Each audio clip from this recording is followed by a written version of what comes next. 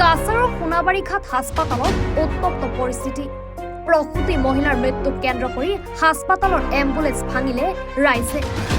ৰাজপথত মৃতদেহ ৰাখি পথ অৱৰোধ উত্তেজিত লোকৰ।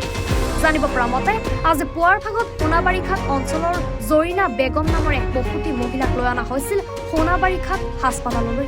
দিনৰ ভাগত মহিলাগৰাকীয়ে হাস্পাতালত জন্ম দিছিল এটি সন্তান।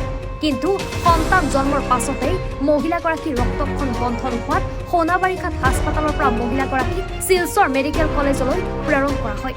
শিলচৰ মেডিকেল কলেজত মহিলাগৰাকীক লৈ যোৱাৰ পাছত মহিলাগৰাকীৰ মৃত্যু ঘটে বুলি চিকিৎসকে জানিবলৈ দিয়ে। এইপিনে মহিলাগৰাকীৰ মৃত্যুৰ পাছত সোণাবাৰীঘাটত এক উত্তপ্ত পৰিস্থিতিৰ সৃষ্টি হয়। সোণাবাৰীঘাট হাস্পাতালৰ সন্মুখত মৃতদেহ ৰাখি পথ অৱৰোধ কৰে উত্তেজিত লোকসকলে। সোণাবাৰীঘাট হাস্পাতালৰ চিকিৎসক আৰু নাৰ্ছৰ গাফিলতিৰ বাবে মহিলাগৰাকীৰ মৃত্যু হৈছে বুলি অভিযোগ উত্থাপন কৰে একাংশ লোকে। লগতে সোণাবাৰীঘাট হাস্পাতালৰ এম্বুলেন্সখন ভাঙি লণ্ডভণ্ড কৰে একাংশ লোকে। ৰাইজৰ অভিযোগ, সোণাবাৰীঘাট হাস্পাতালত দুখন এম্বুলেন্স থকাৰ পাছতো মহিলাগৰাকীক শিলচৰ মেডিকেল কলেজলৈ লৈ যোৱাৰ বাবে সোণাবাৰীঘাট হাস্পাতাল কৰ্তৃপক্ষই দিয়া নাছিল এম্বুলেন্স। সময়মতে মেডিকেল কলেজত উপস্থিত নোহোৱাৰ বাবেই মহিলাগৰাকীৰ মৃত্যু হৈছে বুলি অভিযোগ উত্থাপন কৰে উত্তেজিত ৰাইজে। আনহাতে পৰিস্থিতি নিয়ন্ত্ৰণৰ বাবে ঘটনাস্থলীত উপস্থিত হয় আৰক্ষীৰ বিশাল বাহিনী।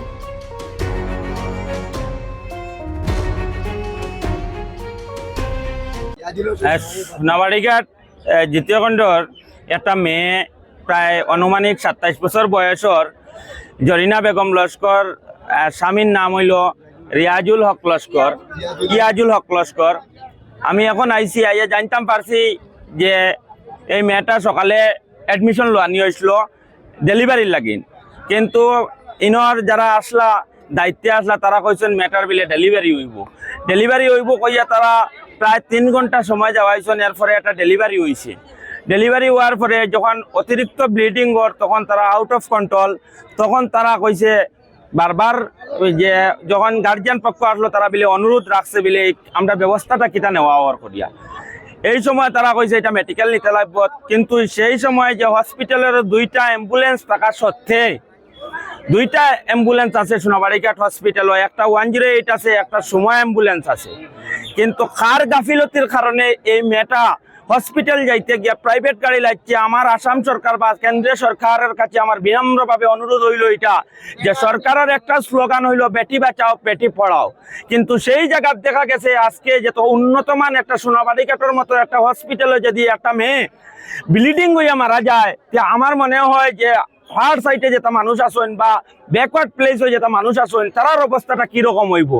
আমি আজকের এই জায়গাতে আমি দাবি রাখি আর আসাম সরকারের কাছে, জেলা প্রশাসনের কাছে, আমার ডিসি মহোদয়ের কাছে, বিশেষ করে আমার হেমন্ত বিশ্ব শর্মা মুখ্যমন্ত্রীর কাছে আমার অনুরোধ রইল এটা যে এইটা পুঙ্খানুপুঙ্খভাবে এটা তদন্ত করে এটার বিহিত ব্যবস্থা নেওয়ার লাগিন আমি সরকারের কাছে এবং জেলা প্রশাসনের কাছে অনুরোধ করি। আর যদি কেউ গাফিলতির কারণে যদি এই মেয়েটি মারা যায় যদি, তাহলে এই মেয়ের সমস্ত ক্ষতিপূরণ এবং পরিবারের ক্ষতিপূরণ এবং একটা নিষ্পাপ একটা বাচ্চা, সেই বাচ্চাটার খেয়ে বড় আগের 2টা আর এখন 3 নম্বর বাচ্চাটা খেয়ে বরং পোষণ করব, সেটা আমরা সরকারের কাছে আমরা দাবি জানাই। আর তার সঙ্গে আমরা আজকে জেলা প্রশাসনের কাছে দাবি রাখি আর যে আপাতত এককালীন 10 লক্ষ টাকা এই ক্ষতিপূরণ দেওয়া হোক।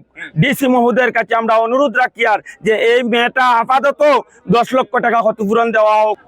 সড়ক অবরোধকে মানে আমি এখানে পাইছি, তারা সড়ক অবরোধ করছে, উত্তেজিত নাগরিকে এখানে পাইছে না, হসপিটালের কোনো স্টাফ পাইছে না, ডাক্তার পাইছে না, কিচ্ছু পাইছে না। না পাওয়ার কারণে তারা কি ব্যবস্থা নিত কিচ্ছু পাইছে না। তখন তারা নিরুপায় হইয়া অ্যাম্বুলেন্স পাইছে না হইয়া তারা এখন নিরুপায় হইয়া জেলা প্রশাসনের তো তারা গিয়া এখন ইলেকশনের সিজন, আমরাও ব্যস্ততা, তখন তারা রোড অবরোধ করছে করিয়া এখানে তারা প্রশাসন যে এখানে স্পটুয়া হওয়ার লাগিন তারা এটা অনুরোধ রাখছে যে স্পটুয়া ইয়া ডিসি স্যার ইনকোয়ারি করকা, জয়েন্ট ডিরেক্টর স্যার এখানে জায়গা থাকা।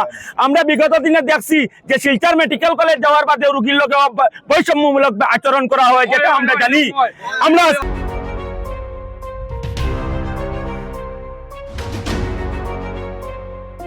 ধলাইৰ পৰা গুলচন আহমেদৰ ৰিপৰ্ট, এনি ভাৰত 24।